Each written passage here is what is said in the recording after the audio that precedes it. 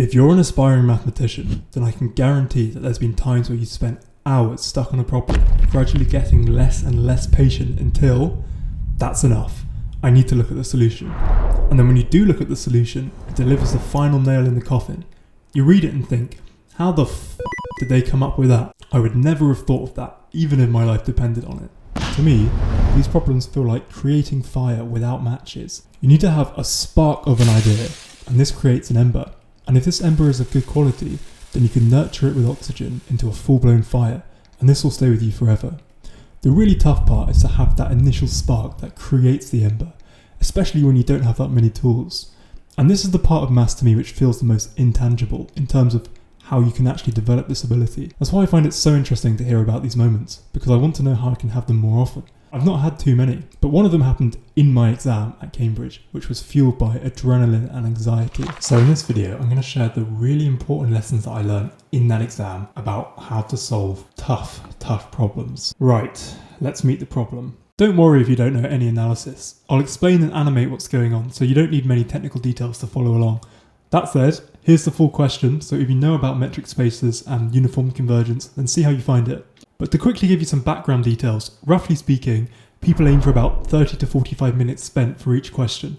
They're marked out of 20, but if you get 10 out of 20, then you are awarded a bonus 5 marks. And if you get 15 out of 20, then you're awarded a bonus 15 marks. Oh, but this 15 mark bonus goes up to 30 marks if you've gotten 15 out of 20 on 8 or more questions across the 4 papers. And the weeks in Cambridge start on a Thursday. But here's the crux of the problem. This is the part that will push you over the 15 out of 20 threshold. It's about a sequence of functions between spaces that have a notion of distance. And specifically, it's about how this sequence of functions converge to another function. But to be able to talk about functions converging to other functions, we need to define what it means for two functions to be close. There are lots of ways of doing this, but a very strong way of doing this is to say, choose a value, for example, 1/2.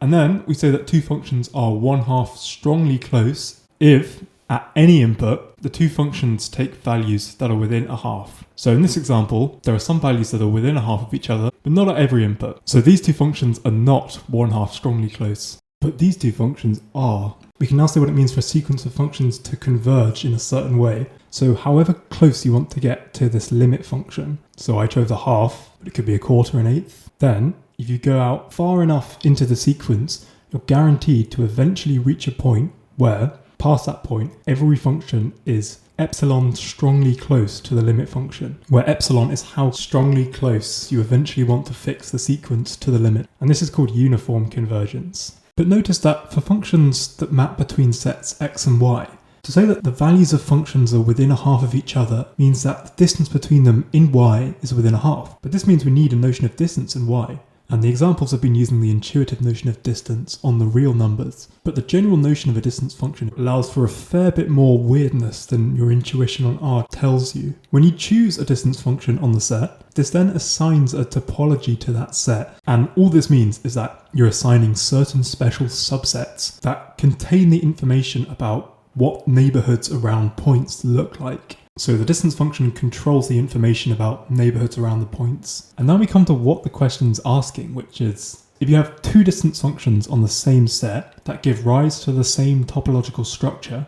then is it true that if you have a sequence of functions converging uniformly in terms of one of these distance functions, then it has to converge uniformly with respect to the other distance function? So this is really quite tough, especially for an exam, because it's challenging your intuition about distances and making you think hard about just how much does local structure dictate global behaviour. And after 5 minutes of staring at the question, and then another 5 minutes of staring at the floor, I told myself, okay, just write down anything relevant at all. I couldn't waste any more time because I drained a lot of it on the previous question. And as soon as I did this, I had that spark. The only thing I could think to write down was that in the course, there was a very brief comment that completeness is not a topological property. But it's still not totally clear how this helps. But then something fired in my brain, and it threw up this problem I had skimmed from a problem set that was 4 years old that I was just skimming because I was bored. I didn't even know this was in my head. But as soon as I remembered this, I knew I was in business. This problem helped me to realise that if you use a homeomorphism, which is just a special kind of bijection between sets where both directions are continuous, it preserves the topological structure. Then you can use this to define a new metric in your set which defines the same topological structure as the old one. By taking 2 points, mapping them with the homeomorphism, measuring their distance in the other set you've mapped into, and using that value as the value for the distance in the original set. And this is really promising because you can take a sequence of points that get arbitrarily close together, like here the sequence tends to pi by 2. But when you map them under tan, their images don't get arbitrarily close together. So in this other metric we define using tan, these points aren't getting arbitrarily close together. And now the problem is essentially unlocked because you can use this sequence to define a sequence of functions as a counterexample. And from here, it's just nurturing that ember and making the fire.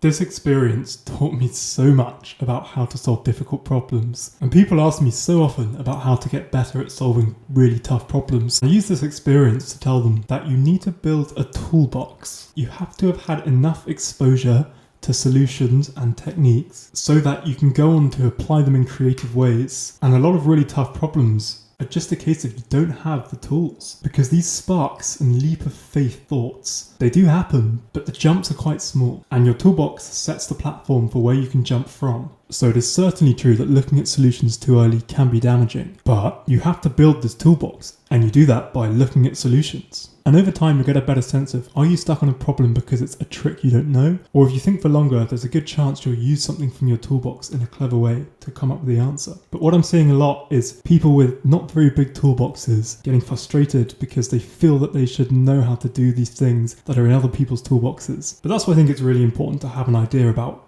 what these sparks look like. So please share your experience with the hardest problems you solved. And I briefly said a few words in the description to explain what I mean when I use the word hard here.